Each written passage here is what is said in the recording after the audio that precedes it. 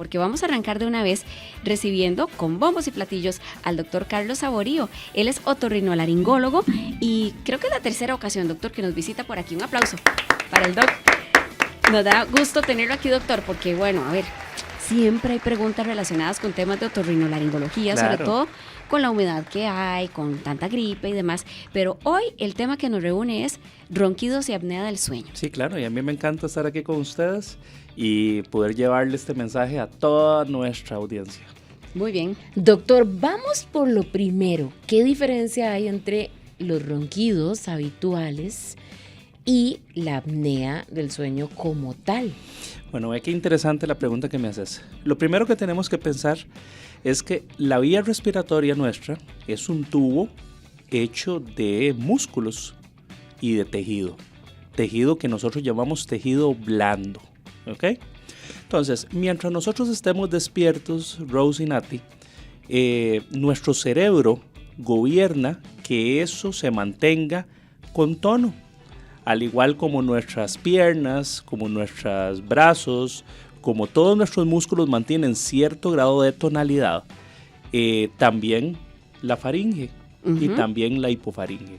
Entonces, mientras estamos despiertos, ese tubo que es flácido normalmente, que está compuesto por musculatura, se mantiene con cierto tono y entonces no notamos ningún problema. El aire pasa, todo se da de la manera natural. El problema viene cuando nos vamos a dormir, porque a la hora que tenemos que dormir llega una fase del sueño que es una fase donde el cerebro necesita desconectarse. El cerebro necesita entregarle las funciones, digamos, respiratorias y del corazón y las cosas muy básicas a un área especial y esa área se encarga de llevar, digámoslo de esta manera, el piloto automático. Ok. Y entonces nuestro cerebro, la parte de la corteza cerebral, necesita descansar. Entonces corta el tono de los músculos, nos aflojamos como un trapo viejo y eso nos permite descansar. Ahora imagínense ustedes que ese tubo muscular por el cual respiramos nosotros, pues se va a aflojar también. Y si nosotros sumado a eso tenemos por dentro de ese tubo algunas áreas con obstrucción o con obstrucciones parciales sobre todo, pues entonces esas obstrucciones, al disminuir el diámetro de la vía respiratoria, van a empezar a pegar unas contra las otras y van a empezar a generar vibraciones muy anómalas. ¿Ok? Eso es lo que nosotros llamamos roncar. Ajá, ¿Ok? Por otro lado, si esto se vuelve un poquito más severo y esta obstrucción se vuelve un poquito más severa y más grave y nos corta la respiración por más de 10 segundos en ciclos durante la noche, empezamos a hablar que el paciente está haciendo apneas del sueño. Entonces, ¿cómo reconocen las personas que mi pareja, porque normalmente, como lo hablábamos ahora, fuera de estar al aire, pues normalmente el único que no sabe que tiene problemas es de que está dormido. De claro. ¿Verdad? Entre comillas dormido porque... Exactamente, exactamente. Entonces normalmente siempre lo que vemos es que llega la pareja y sea la esposa o el esposo, hablan por la otra persona y dicen, vea doctor, yo le traigo a esta persona porque simple y sencillamente mi marido no me deja dormir, es ronca y a mí me da algo en el corazón porque cuando yo lo veo se queda pegado en la respiración. Ojo lo que te estoy diciendo, se queda pegado en la respiración. Entonces el paciente se queda pegado y 10, 15, 20 segundos después arranca nuevamente. Ok, entonces cuando eso pasa, lo que nosotros tenemos que interpretar es que el cerebro dice, suave, ¿qué está pasando aquí? Este hombre se me está ahogando. Entonces él vuelve a tomar el control de la parte respiratoria y vuelve a relanzar el proceso de respiración. Con esto, el cerebro se sale de las etapas profundas y vuelve otra vez a estar en un sueño muy superficial. En otras palabras, la persona empieza a no poder descansar. Ahora, imagínense que estas pausas se puedan dar 5, 15, 30, 40, 50 veces por hora durante todas las veces que nosotros estamos dormidos. ¿Ok? Y ahora imaginen lo peor todavía. Y esto se empieza a dar todas las noches. Uy, Dios mío. Y entonces, ¿qué es lo que tenemos al final del camino? Tenemos una persona que se levanta y te dice, vea doctor, no importa si duermo 3 horas, 5 o 10, yo me siento cansado. Yo siento como que mi sueño no fue reparador. Tenemos una persona que no rinde bien en el trabajo. En el caso de los niños, pues que no rinde bien en la parte escolar. Tenemos una persona que podría inclusive, digamos, perder la parte de apetencia sexual, ¿ok? Y que empieza a generar problemas desde el punto de vista cardiovascular. Híjole, que ahí ya entramos en palabras mayores, ¿verdad? Exactamente. Total. Entonces, es muy importante reconocer cuando un paciente está haciendo apneas del sueño o cuando yo creo que tiene apneas del sueño, porque es algo que deberíamos de cortar. No deberíamos permitir que la persona siga en ese ciclo que al final del camino va a llevar no solamente a que tenga una muy mala calidad de vida, sino también a que haya problemas serios con su salud cardiovascular a mediano y largo plazo. Yo me imaginé esto, Rose, como la película Intensamente. El cerebro, por un lado, relájese. ¡Ay, corra, respire! ¿Verdad? O sea, esa situación tensa que vive el cerebro que explicaba el doctor, pues claro, imagínate lo complicado para el organismo. Llega un momento en el que comienza, digo yo, que a colapsar, ¿verdad? Doctor, a mí me dio algo, congoja un poquito lo que usted explicaba, porque en la última explicación que usted nos da, nos dice, bueno, tenemos que hacer que esa persona no caiga como en este ciclo nuevamente, pero eso es, por ejemplo, cuando una persona cuenta con gente alrededor que pueda como decir, no, yo estoy identificando que esta persona duerme así. ¿Qué pasa cuando es alguien solo o sola?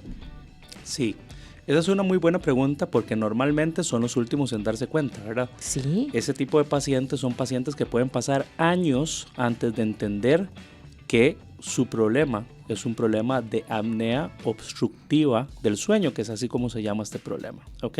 Entonces normalmente lo empiezan a notar porque lo que mencionábamos ahorita, el paciente dice, qué raro doctor, yo duermo pero es como no dormir, me siento cansado todo el día, me quedo dormido a donde me siento, ¿ok? Hay ciertas pistas en cuanto a cómo somos nosotros que nos pueden decir que está pasando esto. Por ejemplo, ahorita que hablábamos de la vía respiratoria y decíamos que podíamos tener áreas de la vía respiratoria con obstrucciones internas que se empeoran cuando dormimos, también podemos tener grasita alrededor de la vía respiratoria que cuando nosotros nos dormimos empuja la vía respiratoria y hace que se cierre el tamaño de la misma. Entonces, lo que quiero decir con esto es que, ojo, cuando estamos pasaditos de peso, cuando estamos gorditos, ese es un material muy fértil para que pueda haber problemas de apnea del sueño. Entonces, si estamos gorditos, estamos cansaditos todo el día, no rendimos igual, nos sentimos aperezados, ojo, podría ser que nuestro problema sea que nuestro sueño no es reparador, producto de un problema de apnea del sueño. Y aquí nos pregunta un buen amigo del programa que si es recomendable la uvuloplastía, ¿cómo se dice? Sí, uvulopalatoplastia. Eso es un trabalenguas. Casi como decir uvulopalatoplastia. Vieron, las probé. No me vea. ¿Y yo qué dije? Sí, no me vea. Uvulopalatoplastia. Palatoplastia. Bueno, no, entonces no. Dígalo usted mejor, doctor. Uvulopalatoplastia. Bueno, ¿qué Okay. es eso, doctor? Y como nos pregunta el compañero, o el radio escucha más bien, ¿es recomendable para evitar la apnea del sueño o para corregirlo? Vean, lo primero es que ahora hablábamos de que la vía respiratoria podía tener problemas en diversas áreas. Sí, una de las áreas donde más problemas encontramos cuando hay apneas obstructivas del sueño es el paladar blando, que es la parte que nosotros podemos ver al final de la boca cuando abrimos la boca, ¿ok? O la lengua en la parte de atrás, ¿ok? Entonces Entonces, normalmente cuando un paciente nos llega con este tipo de consultas a la consulta de otorrinolaringología, lo primero que hacemos después de haber hablado con el paciente, ver si está gordito, no está gordito, qué medicamentos toma, porque aunque ustedes no crean, chicas, hay medicamentos que pueden generar que el paciente se relaje muchísimo más durante la noche y esto puede generar que el paciente ronque un montón, ¿verdad? Cuando toma medicamentos para dormir, medicamentos de los que se usan en psiquiatría, ese tipo de medicamentos, las personas que les gusta mucho tomar alcohol, por ejemplo, el alcohol genera muchísima relajación del sistema musculoesquelético. Y uno pensaría que eso es bueno para dormir. Sí, todo el mundo pensaría, pero es bueno para dormir mal. Ay.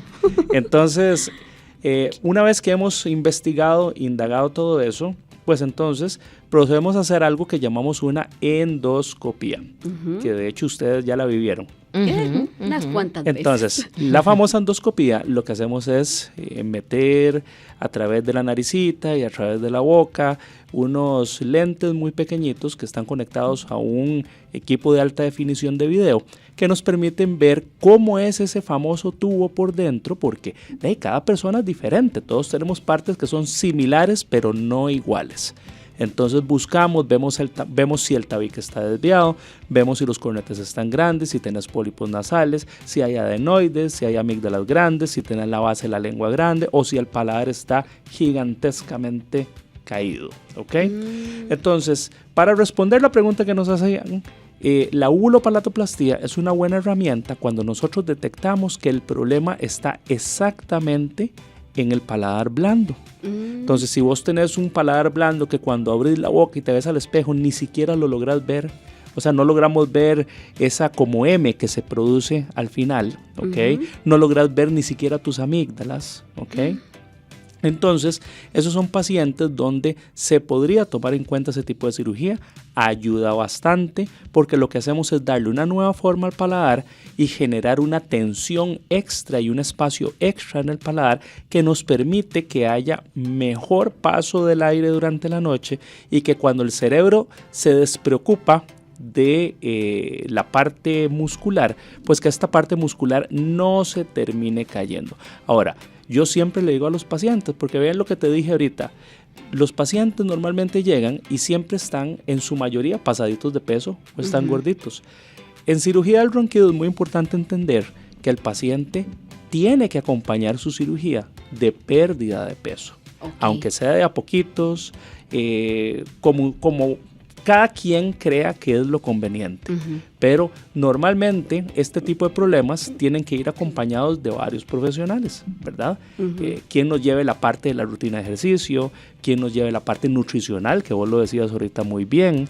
Nosotros los otorrinos nos encargamos de la valoración, digamos, quirúrgica del asunto, pero también nuestros colegas de medicina del sueño nos ayudan un montón porque ellos captan muchos pacientes de este tipo, realizan los exámenes que se utilizan para poder diagnosticar, digamos, objetivamente lo que es la apnea del sueño como tal. Doctor, ¿qué otras cosas hay en el mercado? Yo he escuchado hablar de aparatología, no sé si medicamentos, porque tal vez no necesariamente una cirugía deba ser la opción para solucionarlo. De hecho. Tenemos varias opciones, ¿ok? Dividámoslo de esta manera. Hay opciones quirúrgicas y opciones no quirúrgicas. Las opciones quirúrgicas son todas las que tienen que ver con esto que hablamos ahorita, uvulopalatoplastia, o si encontramos un paciente que lo que tiene es un problema de amígdalas gigantescas, pues entonces retirar las amígdalas, o si el paciente tiene un problema de lengua, pues entonces bajar el tamaño de la parte de atrás de la lengua, o si tenemos desviaciones septales, pues corregir el tabique. Entonces todo procedimiento destinado a la parte que esté afectada propiamente en ese paciente. Por otro lado, existe también cierto tipo de aparatos que ponen nuestros colegas de medicina del sueño, que se llaman, son como un tipo de respirador que te ayuda a respirar durante la noche de una manera mejor. Entonces estos aparatos ellos los colocan y los calibran de manera tal que el aparato te ayude a que el aire pase y venza las resistencias que hay en tu vía respiratoria. Entonces, cuando el aparato detecta que nos estamos quedando pegados, que como decía la señora, es que mi marido se está quedando ahí, se está quedando, yo veo que no respira bien, pues el aparato te empuja un poquitito de aire a través de una mascarilla que se puede poner o en la nariz y la boca, ¿ok? Y entonces de esa manera el aire llega a los pulmones y se cumple el objetivo, ¿ok? Doctor, disculpa, Nati, ¿y qué hay con respecto al montón de productos que hay en el mercado que son como prensitas o tapes o así, que tienen la promesa de ayudar a disminuir estos ronquidos? ¿Son realmente efectivos? Sí, ve qué importante esto que me estás diciendo. Entendamos que lo primero que nosotros necesitamos hacer con un paciente así es diagnosticarlo y entender por qué está como está. Uno puede tener pacientes que sospechan que respiran mal, que creen que su problema de ronquido o su problema de apnea del sueño es porque tienen el tabique torcido o tienen las amígdalas grandes, pero cuando los revisas te das cuenta que el problema es que están pasados de peso y eso es todo, o que toman cierto grado de medicación que genera el problema, o otro factor de riesgo que no tomamos o que no habíamos tocado antes es que con la edad también tendemos a tener un poquito más de problemas de apnea del sueño porque nuestra musculatura también va perdiendo tono y se va aflojando. Ay, santísimo. Sí, doc, yo le iba a preguntar eso con el paso del tiempo que sucedía, ya usted lo acaba de mencionar. Y con las posiciones que elegimos para dormir, doctor, ¿hay alguna más favorable o que vaya en detrimento de esa calidad del sueño? Sí, normalmente cuando el paciente duerme boca arriba es cuando empeora el asunto. Eso es porque claramente la base de la lengua se te acomoda totalmente hacia atrás en la garganta. Si tenés amígdalas grandes, se caen totalmente en la parte de atrás de la garganta. Entonces el paciente ronca y hace apnea del sueño que da miedo. Entonces normalmente las posiciones que son más favorables son de medio ladito, ¿verdad? Ajá. Dormir de medio lado. Ahora, tocando el mismo tema que nos decía Rose, pues entonces,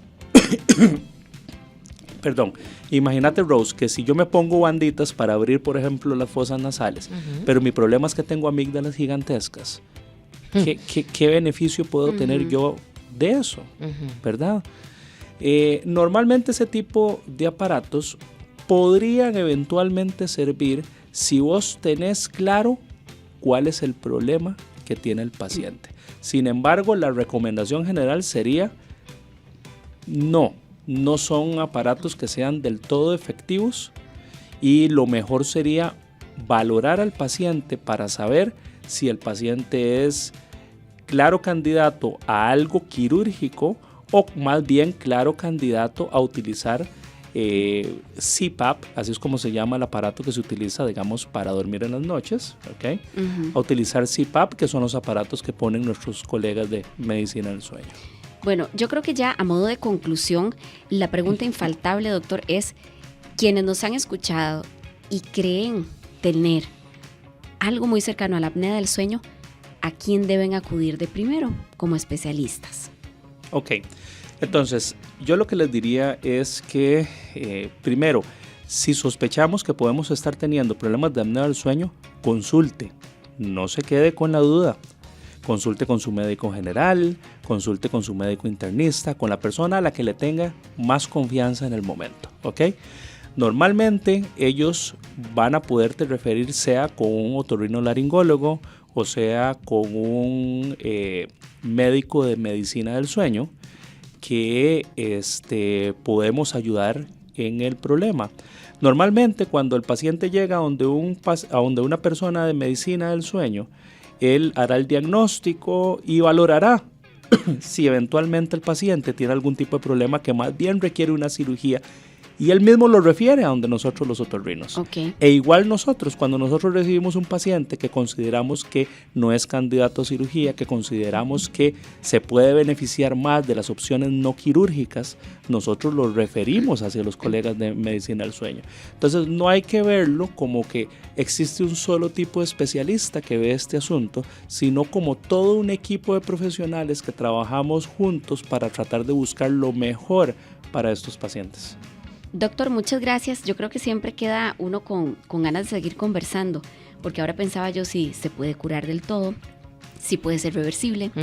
Tantas preguntas. ¿Verdad? Muchas cositas, pero bueno, ya que tocamos el tema, agradecemos mucho que nos haya acompañado y por favor bríndenos el contacto por si alguna persona está interesada en tratar este u otros temas que tengan que ver con la otorrinolaringología. No, con todo el gusto. Me encuentro ubicado en el Hospital Clínica Bíblica. Las citas serían al 2522-1000 y en el Facebook Dr. Saborío, igual en Instagram. Con todo el gusto, las dudas que tengan, normalmente siempre estamos ahí para contestarlas. Siempre está, el doctor es carguísima, así que gracias. Él es el doctor Carlos Saborío, otorrinolaringólogo, que nos ha acompañado en esta mañana. Si quieres más contenidos como este, suscríbete a nuestro canal de YouTube.